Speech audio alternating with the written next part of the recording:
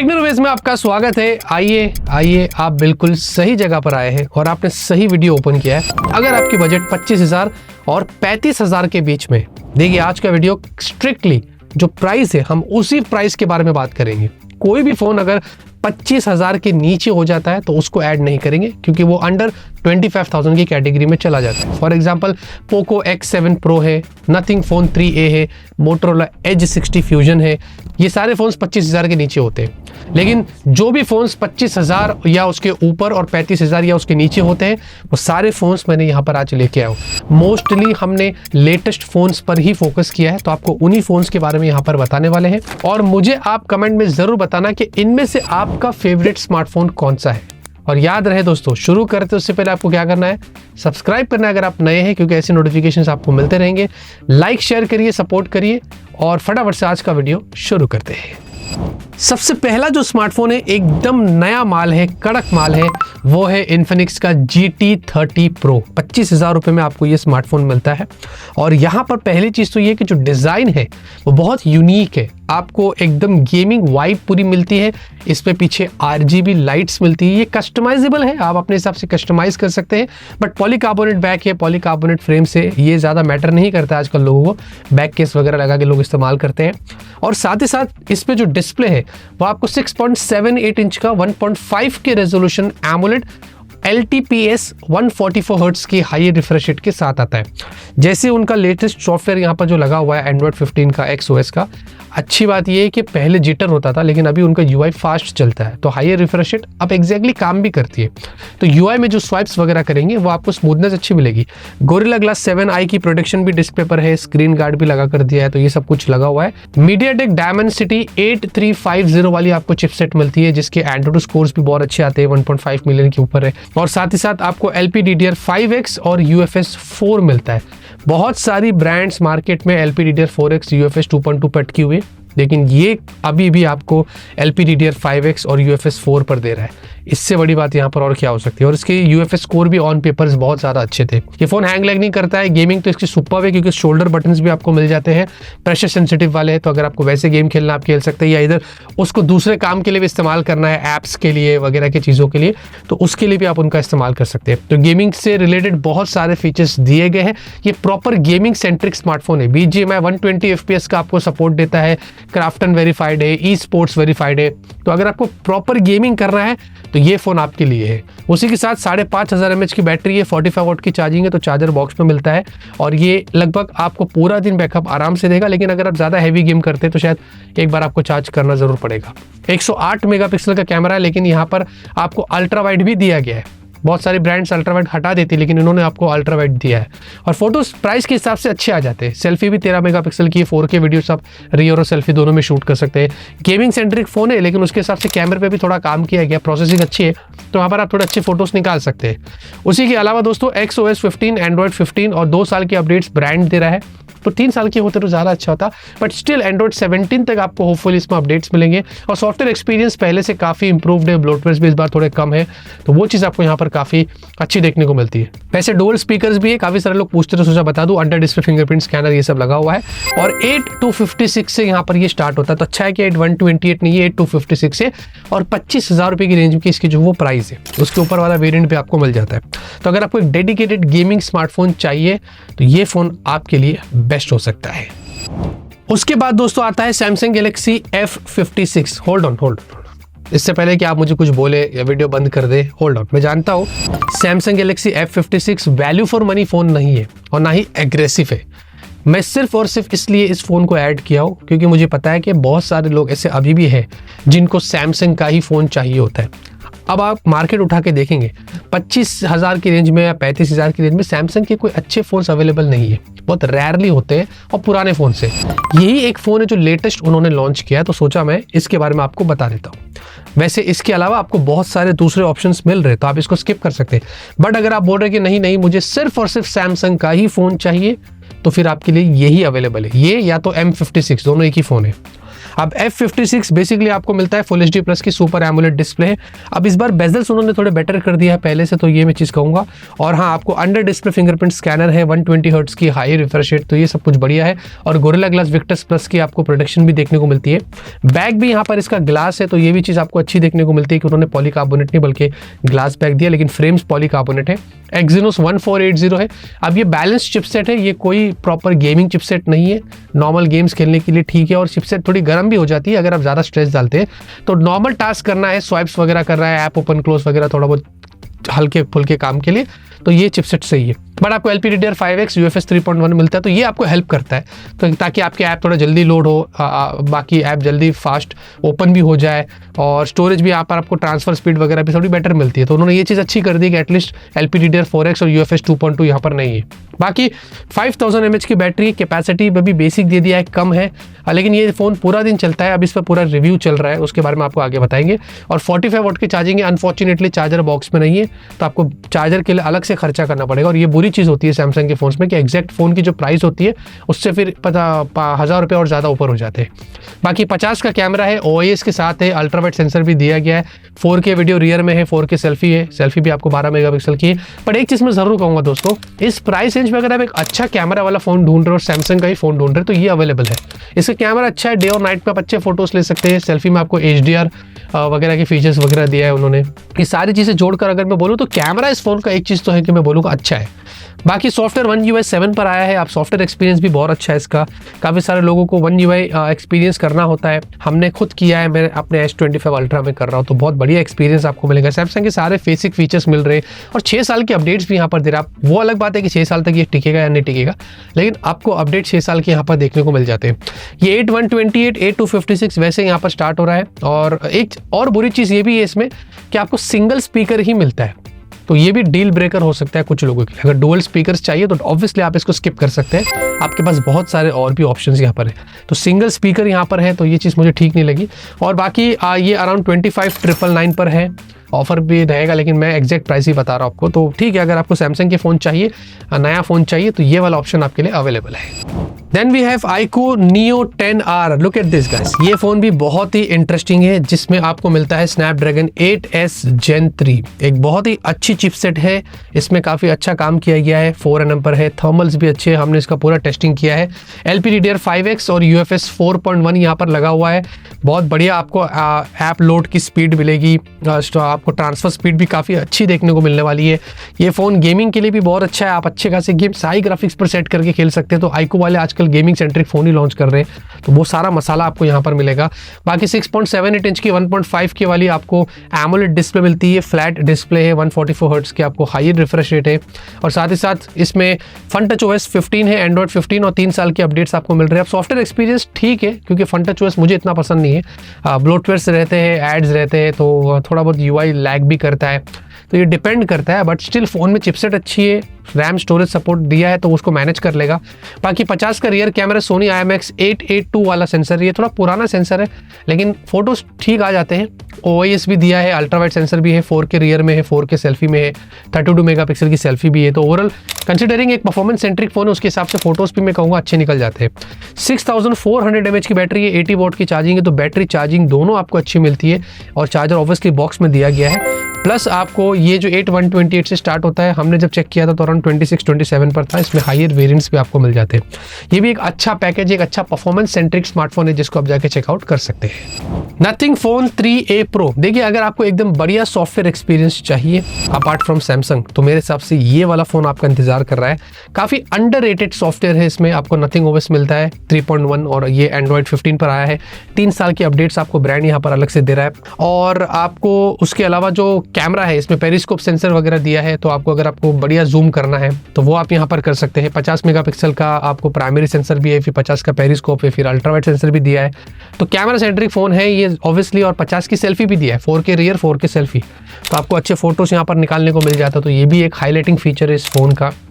बाकी 6.77 इंच की full HD plus की आपको एक एमोलेड डिस्प्ले, 120 हर्ट्ज की high refresh rate, all thanks to software. ये फ़ोन काफ़ी स्मूथ परफॉर्म करता है, स्वाइप्स वगैरह बहुत अच्छे से होता है। और ये फ्लैट डिस्प्ले है, प्लस आपको पांडा ग्लास की प्रोटेक्शन दिया है। परफॉर्मेंस भी यहाँ पर इसकी बैलेंस्ड है, स्नैपड्रैगन 7S Gen 3, ये नई चिपसेट है वैसे, लेकिन अच्छा काम करती है। और ये फ़ोन में आप गेम्स वगैरह भी खेलना आप कर सकते हैं, ज़्यादा हीट भी नहीं होता है, तो थर्मल्स भी मेंटेन किया गया है। बट LPDDR4X और UFS 2.2 है। स्टिल फ़ोन ओवरऑल स्मूथ चलता है क्योंकि सॉफ्टवेयर अच्छा है, तो वहाँ पर काम आपका हो जाएगा। और बैटरी कैपेसिटी कम है, 5000 mAh की ही है खाली, थोड़ा बेटर हो सकती थी, बट ये फ़ोन ओवरऑल एक दिन का बैकअप दे रहे थे। हमने इसको पूरा टेस्ट किया है, काफ़ी दिनों से टेस्ट कर रहे हैं। और 50 वाट का चार्जर है, लेकिन चार्जर बॉक्स में नहीं है, तो फ़ोन की प्राइस बढ़ सकती है। ये एक बहुत बड़ा डाउन पॉइंट है इसका। नथिंग को बहुत बड़ा फीडबैक है, तब जाके उन्होंने CMF में अभी नया फ़ोन लॉन्च किया था, उसमें चार्जर दिया था बड़ी मुश्किल से, तो उनको सारे नथिंग के फ़ोन्स में चार्जर देना चाहिए। बाकी उसके अलावा 8128, 8256 बहुत सारे ऐसे आपको ऑप्शंस मिलते हैं, लेकिन 28,000 के आसपास आपको ये मिल रहा है। ओवरऑल डिज़ाइन भी थोड़ा डिफरेंट है, ये डिपेंड करता है, सब्जेक्टिव है, लेकिन एक अच्छा पैकेज है नथिंग की तरफ से। इस प्राइस रेंज पर आप इसको भी जाके चेकआउट कर सकते हैं। iQOO Neo 10, हाल ही में दोस्तों उसके बारे में हमने वीडियो बनाया था और क्विक रिव्यू किया था। इसका लॉन्ग टर्म रिव्यू अभी बाकी है। ये भी एक बहुत ही इंटरेस्टिंग स्मार्टफोन है जिसमें है स्नैपड्रैगन 8S Gen 4। जी हाँ, अब ये स्मार्टफोन इंडिया का पहला फ़ोन बन गया था जिसमें स्नैपड्रैगन 8S Gen 4 था।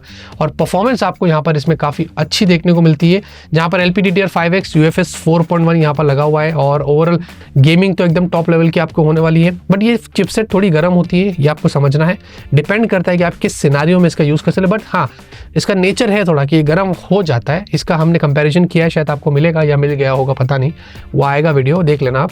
बाकी उसके अलावा आपको 1.5 के वाली एमोलेड डिस्प्ले 144 हर्ट्ज की, और ये भी फ्लैट डिस्प्ले, तो डिस्प्ले अच्छा है, बेजल्स अच्छे हैं, मेंटेन किया गया है, कलर्स वगैरह डिस्प्ले में सब कुछ बढ़िया है। और FunTouchOS 15, Android 15 3 साल के अपडेट्स भी यहाँ पर ब्रांड दे रही है। 50 का सोनी सेंसर है, ये वही सेम सेंसर है जो iQOO Neo 10R में हमें देखा था। IMX882 OIS और अल्ट्रा वाइड सेंसर है। रियर में 4K है, सेल्फी में 4K और 32 मेगापिक्सल की सेल्फी है। तो ओवरऑल आपको एक डिसेंट कैमरा देखने को मिलता है। मतलब काम किया गया है, फिर भी मतलब मैं एक जरूर कहूँगा कि परफॉर्मेंस सेंट्रिक फोन है, लेकिन फिर भी काम किया गया। इनफैक्ट नाइट में भी थोड़े फोटोज अच्छे आ जाते हैं, वो हमने वीडियो में बताया था, आप जाकर देख सकते हैं। 7000 mAh की आपको बैटरी और 120 वॉट की चार्जिंग है, तो बैटरी बहुत कमाल की है और इसकी बैटरी बहुत अच्छी चलती है। 1 से 1.5 दिन बैकअप आपको यहाँ पर आराम से मिलेगा। बाकी डुअल स्पीकर्स और ये सब कुछ, अंडर डिस्प्ले फिंगरप्रिंट स्कैनर लगा हुआ है, और बैक पॉलीकार्बोनेट है, फ्रेम्स पॉलीकार्बोनेट, ये तो आपको पता ही, हमने ऑलरेडी वीडियो बनाया था। ये अराउंड 8128 से जो है वो स्टार्ट होता है, और इसकी जो प्राइस है वो अराउंड कुछ 32,000 है समथिंग। बाकी ऑफर वगैरह लगा के आप नीचे कर सकते हैं। तो 32,000 से स्टार्ट होता है, तो नॉट बैड, मतलब इसकी प्राइसिंग कुछ वैसी है। इसमें हायर वेरिएंट्स भी आपको मिलते हैं। तो ओवरऑल एक अच्छा पैकेज है, एक अच्छी चिपसेट आपको मिलती है, गेमिंग सेंट्रिक फोन है जिसको आप जाके चेकआउट कर सकते हैं। उसके बाद आता है दोस्तों Motorola Edge 60 Pro। यस दोस्तों, इस फोन को तो मेंशन करना बनता ही बनता है, बहुत ही इंटरेस्टिंग पैकेज है। और इसमें पहले तो आपको बता दूं, अभी तक जितने भी फोन्स आपको मैंने बताया और जितने भी फोन्स मेरे पास यहाँ पर है लिस्ट में, सब में फ्लैट डिस्प्ले। ये इकलौता फोन है जिसमें आपको कर्व्ड डिस्प्ले मिलती है। तो डिपेंड करता है कि आपको कर्व्ड चाहिए या नहीं चाहिए। नहीं चाहिए तो दूसरे ऑप्शन अवेलेबल है, बट ये कर्व डिस्प्ले के साथ आता है। और ये क्वाड कर्व डिस्प्ले, सिर्फ नॉर्मल कर्व नहीं है, क्वाड कर्व डिस्प्ले थोड़ा ज्यादा प्रीमियम होता है। 1.5 के रेजोल्यूशन और POLED 120 हर्ट्ज की हाई रिफ्रेश रेट, और ये गोरिल्ला ग्लास 7i की प्रोडक्शन भी डिस्प्ले पे लगी हुई है। अच्छी बात ये है कि स्टॉक एंड्रॉइड के साथ जो स्मूथनेस आपको मिलेगी डिस्प्ले में वो बहुत अच्छी मिलती है। हमने जितना भी एक्सपीरियंस किया वो बहुत फास्ट है। Dimensity 8350 वाली चिपसेट है, तो ये चिपसेट बहुत अच्छी है, बहुत अच्छा परफॉर्म करती है। LPDDR5X और UFS 4, तो इस बार फीडबैक लिया मोटोरोला ने और LPDDR5X और UFS 4 दिया है। गेम तो आपको बहुत अच्छे से खेलने मिलेंगे, प्लस ये phone day to day life के अंदर भी बहुत टास्क को अच्छे से हैंडल कर लेता है, तो कोई प्रॉब्लम नहीं है। 6000 mAh की बैटरी है, 90 वॉट की चार्जिंग है, तो बैटरी भी उन्होंने पहले से अपग्रेड किया है और बैटरी पूरा दिन बैकअप आपको यहाँ पर आराम से मिलेगा। 50 का rear camera, Soni LYT 700C वाला सेंसर है जिसमें आपको OIS मिलता है। फिर 50 का एक और आपको अल्ट्रा वाइड दिया है, इसमें मैक्रो भी है, और फिर आपको एक टेलीफोटो सेंसर भी देखने को मिलता है 10 मेगापिक्सल का। तो ओवरऑल यहाँ पर कैमरा सेटअप भी रियर में काफी प्रीमियम है, 4K वीडियो शूट कर सकते हैं। इनफैक्ट 50 की सेल्फी भी है और यहाँ पर भी आप 4K वीडियो शूट कर सकते हैं, और फोटोज इसमें बहुत अच्छे आते हैं। हमने अनबॉक्सिंग में आपको बताया था, वैसे इसका रिव्यू होने वाला है, उसके लिए आप बने रहना। बाकी इसमें हेलो UI है, एंड्रॉइड 15 3 साल की अपडेट्स ब्रांड दे रहा है, डुअल स्पीकर है, अंडर डिस्प्ले फिंगरप्रिंट स्कैनर है, वीगन लेदर बैक है, ये सब कुछ लगा हुआ है। और ये अराउंड 8256 से स्टार्ट होता है। अच्छा है कि इसमें कोई 128 GB नहीं है, और ये 30,000 की रेंज में आपको मिलता है। तो एक बहुत ही अच्छा पैकेज है, एक अच्छा फोन है, बस अपडेट्स टाइमली दे दे मोटोरोला, तो ये हमारा फीडबैक है, इसको भी आप जाके चेकआउट कर सकते हैं। उसके बाद दोस्तों आता है पोको का F7। इसको हम कैसे मिस कर सकते हैं, एक बहुत ही अच्छा पैकेज आपको मिलता है। ये आपको सबसे पहले स्नैपड्रैगन 8S Gen 4 के साथ मिल रहा है, और इसमें परफॉर्मेंस बहुत अच्छी है। आप हाई ग्राफिक्स पर गेम्स सेट करके खेल सकते हैं। डे टू डे लाइफ के टास्क ये बहुत अच्छे से हैंडल करता है। LPDDR5X UFS 4.1 है, हैंग लैग नहीं करेगा, तो ये चीज़ अच्छी है। 6.83 इंच की बड़ी सी आपको 1.5 के रेजोल्यूशन वाली एक एमोलेड डिस्प्ले मिलती है। ये फ्लैट डिस्प्ले है, इसका एस्पेक्ट रेशियो भी मुझे बहुत अच्छा लगा है, बेजल्स भी बहुत कम है, 120 हर्ट्ज की हायर रिफ्रेश रेट के साथ आता है, तो एक अच्छा पैनल यहाँ पर इस्तेमाल किया गया है। बाकी सॉफ्टवेयर इतने खास नहीं है, HyperOS 2 एंड्रॉइड 15 थोड़ा एक्सपीरियंस खराब कर देता है, वहाँ पर थोड़ा इश्यूज रहते हैं। ब्लोटवेयर्स काफ़ी है, इनके नोटिफिकेशंस अननेसेसरी आते हैं, ये वो हर चीज़ भरी हुई है, तो वो मुझे पसंद नहीं आया, थोड़ा इंप्रूव कर सकते हैं, होपफुली HyperOS 3 में बेटर हो जाए। बाकी 4 साल के ईयरली OS अपडेट्स, 6 साल के सिक्योरिटी पैचेस ये लगे हुए हैं। बैटरी बहुत अच्छी है, 7550 mAh की बैटरी है और 90 वॉट की चार्जिंग है, तो आपको चार्जिंग में वैसे भी इतना समय नहीं लगेगा, लेकिन बैटरी बैकअप आपको 1.5 दिन तक तो आराम से मिलेगा। ये डिपेंड करता है कि आप इसका कैसे इस्तेमाल कर सकते हैं। अब कैमरा जो है ना वो डिसेंट है, हाउएवर हमें पता है कि पोको के फोन्स परफॉर्मेंस सेंट्रिक होते हैं, वो कैमरे पे ज्यादा फोकस नहीं करते। 50 और 8 का डुअल रियर कैमरा है, वैसे 4K वीडियो आप रियर में शूट कर सकते हैं, आपको OIS भी मिलता है और 20 की सेल्फी, लेकिन यहाँ पर 4K नहीं है और पिक्चर क्वालिटी भी ठीक ठाक आती है, मतलब प्राइस के हिसाब से हमने इससे बेटर फोन्स देखे जो आपको बेटर कैमरास देती है। आपको वीवो के, ओप्पो के, मोटो के फोन्स मिल जाते हैं जो इनसे बेटर कैमरा देता है, तो ये तो चीज़ सही है, लेकिन ये सिर्फ परफॉर्मेंस सेंट्रिक है, तो आपकी टारगेट अगर वो है तो फिर कोई प्रॉब्लम नहीं है। बाकी बिल्ड अच्छी है, आपको ग्लास बैक है, मेटल फ्रेम है, डुअल स्पीकर्स, ये वो बाकी सारी चीज़ें आपको अच्छी देखने को मिल जाती है। अच्छा भी है, बुरा भी है, वो सब फोन्स में रहता है, इसमें भी है। अब 32,000 में यहाँ पर ये स्टार्ट हो रहा है और 12 GB की रैम, 256 GB स्टोरेज। ये मुझे बहुत अच्छा लगा कि 8 GB वाला कोई गेम उन्होंने नहीं खेला, 12 256 से आपको यहाँ पर दिया है। उस प्राइस रेंज पर एक अच्छा पैकेज है, इसको आप जाके चेकआउट कर सकते हैं। उसके बाद आता है OnePlus का Nord 5। अब ये जो स्मार्टफोन है ओवरऑल एक बैलेंस्ड पैकेज आपको देता है। Snapdragon 8s Gen 3 के साथ आता है, ये चिपसेट हमने पिछले साल देखी है, अच्छी चिपसेट है, फ्लैगशिप लेवल की है, अच्छे काम करती है, कोई टेंशन नहीं है। LPDDR5X और UFS 3.1 आपको मिलता है, तो यहाँ पर आपको वैसे जनरली इसका सॉफ्टवेयर अच्छा है, तो ये फ़ोन ज़्यादा हैंग लैग नहीं करता है। ऑक्सीजन OS के साथ आता है और यहाँ पर आपको ब्रांड जो है 4 साल की अपडेट्स भी दे रही है। इसमें कुछ प्री इंस्टॉल्ड ऐप्स है, इनका ऐप मार्केट वगैरह भी है, लेकिन वो ज़्यादा एनॉय नहीं करता है, थोड़ा बहुत आपको डिसेबल करना पड़ेगा। बाकी डिस्प्ले की बात करें तो आपको 6.83 इंच की फ्लैट डिस्प्ले है, 1.5 के रेजोल्यूशन एमोलेड और 144 हर्ट्ज की हाई रिफ्रेश रेट के साथ आता है, तो डिस्प्ले मुझे अच्छा लगा है। बेजल्स भी कम है, स्मूथनेस भी यहाँ पर अच्छी है, तो कोई कंप्लेंट्स नहीं है। बाकी आपको एक स्पेशल बटन भी दिया गया है ऊपर की तरफ, ये आपको बहुत सारे फंक्शंस के लिए काम करता है। अभी हमें पता है कि OnePlus वाले अलर्ट स्लाइडर की जगह पे स्पेशल की दिए थे, जिसको प्लस की भी बोलते हैं, तो ये अच्छी चीज़ उन्होंने एक एडिशन है जो इस फोन में आप उसका इस्तेमाल कर सकते हैं। उसी के साथ 50 का रियर कैमरा है, LYT 700 विद OIS 8 का अल्ट्रा वाइड और 4K वीडियो रियर में शूट कर सकते हैं और 50 की सेल्फी है, यहाँ पर भी 4K वीडियो आप शूट कर सकते हैं और प्राइस के हिसाब से फोटोज अच्छे हैं, नॉट बैड, अच्छा काम कर लेता है। मैं इतना तो कहूँगा कि पोको से तो बेटर फोटोज आपको मिलेंगे, ये चीज़ मैं यहाँ पर बोलूँगा, बट iQOO के मुकाबले है फोटोज में, ऐसे मैं कह सकता हूँ। और साथ में आपको उसके अलावा 6800 mAh की बैटरी है, 80 वॉट की चार्जिंग है, तो बैटरी चार्जिंग आपको दोनों अच्छी है और बैटरी बहुत अच्छी है, पूरा दिन आराम से बैकअप मिलेगा, 1 से 1.5 दिन डिपेंड करता है आप इसका कैसे इस्तेमाल करते हैं।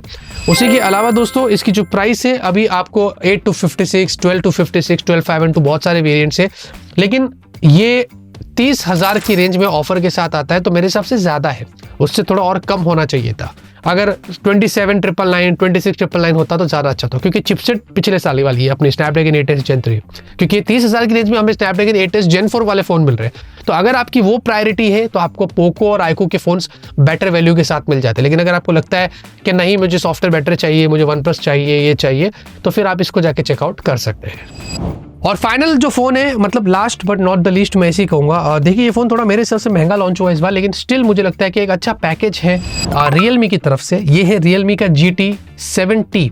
6T एक बहुत ही अंडररेटेड फ़ोन था, काफ़ी एग्रेसिव प्राइस पर था। 7T वैसे हो सकता था बट प्राइसिंग थोड़ी इस बार ज़्यादा हो गई, बट एनीवे स्टिल ये फ़ोन अच्छा है। Dimensity 8400 मैक्स के साथ आपको मिलता है, 4nm पर LPDDR5X और UFS 4। चिपसेट तो इतना डाउट है, कोई डाउट नहीं है कि चिपसेट बहुत अच्छी है, इतना तो मैं क्लियर कह सकता हूँ, उसमें कोई प्रॉब्लम नहीं है। आप हाई एंड ग्राफिक्स पर गेम खेल सकते हैं, इसमें तो 190 FPS फिलहाल आई थिंक था, 120 FPS भी BGMI वगैरह ये सब कुछ जाता है वैसे, तो वो सब कुछ आपको एक्सपीरियंस करने मिलेगा। प्लस आपको 6.8 इंच की बड़ी डिस्प्ले, 1.5 के एमोलेड, 120 हर्ट्ज की हाई रिफ्रेश रेट, ये फ्लैट डिस्प्ले है, अंडर डिस्प्ले फिंगरप्रिंट स्कैनर लगा हुआ है, एंड्रॉइड 15 है और 4 साल की अपडेट्स ब्रांड दे रहा है, तो अच्छी बात है, बट सॉफ्टवेयर एक्सपीरियंस थोड़ा और बेटर हो सकता है, बहुत सारे प्री इंस्टॉल्ड ऐप्स और ये सब कुछ आपको मिल रहा है। 50 का कैमरा है रियर में, सोनी IMX 896 वाला सेंसर है, है, OIS के साथ है, अल्ट्रा वाइड भी दिया है, पर टेलीफोटो सेंसर नहीं है। 4K 60 FPS रियर है और 4K 60 FPS सेल्फी है, और सेल्फी भी आपको 32 मेगापिक्सल की मिलती है। फोटोज भी यहाँ पर अच्छे निकल कर आ जाते हैं। इसका कंपैरिजन हुआ है वैसे, अब मैं फिर से बोल रहा हूँ, मुझे पता नहीं आपको मिलेगा या मिल गया होगा, उसके लिए आप वेट करिएगा। 7000 mAh की बैटरी है, 120 वॉट की चार्जिंग है, तो बैटरी चार्जिंग दोनों अच्छी है और पूरा दिन बैकअप आपको आराम से मिलेगा। डुअल स्पीकर्स भी है, ये सब कुछ यहाँ पर लगा हुआ है। 8256 से ये स्टार्ट होता है और इसकी जो प्राइस है, हमने जब चेक किया था तो अराउंड 35,000 के आसपास ये लॉन्च हुआ है। मुझे लगता है कि 30,000 की रेंज की प्राइस इसकी होनी चाहिए थी, या 32 जैसे कि आईको वालों ने किया है वैसे भी हो सकती थी। बट एनीवेज लेट्स सी, ये भी एक ऑप्शन है। अगर अच्छी प्राइस पर आपको ऑफर पर मिल जाता है तो फिर आप इसको भी चेकआउट कर सकते हैं। तो दोस्तों ये सारे वो 5G फोन्स थे जिनके बारे में मैंने आपको बता दिया। ज़्यादातर सारे फोन्स हमने लेटेस्ट ही पिक किए थे और जिनके अंदर अच्छा बुरा जो भी था वो एकदम क्लियर कर दिया। इनमें से आप कोई भी फोन्स ठीक लगता है जाके परचेज कर सकते हैं, और ऐसे वीडियोस के लिए हमारे चैनल को सब्सक्राइब करिए ताकि ऐसे वीडियोस आपको हम लाते रहें, आपके डाउट्स को क्लियर करते रहें। लाइक करिए, शेयर करिए, सपोर्ट करिए। तब तक के लिए ऑलवेज कीप स्माइलिंग।